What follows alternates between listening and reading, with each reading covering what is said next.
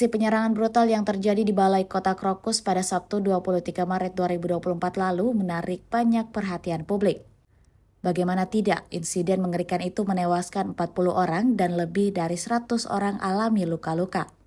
Hal ini tentu membuat banyak pihak yang melihat kejadian tersebut merasa geram, salah satunya seperti agen intelijen Rusia. Agen intelijen Rusia kemudian mencoba mencari pelaku kejadian dan menangkapnya tanpa memberikan ampun. Kejadian tersebut terbukti dalam sebuah video yang ramai beredar di media sosial Telegram pada Minggu 24 Maret.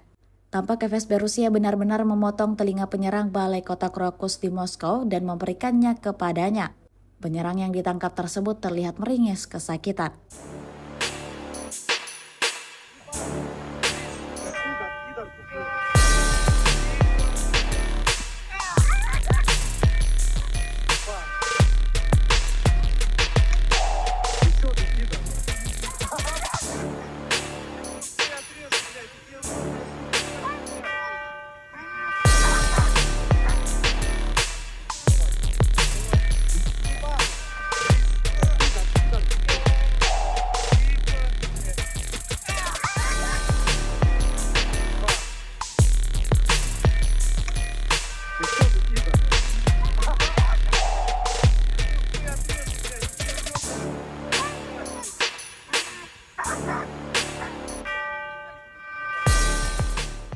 Download Tribun X sekarang, menghadirkan lokal menjadi Indonesia.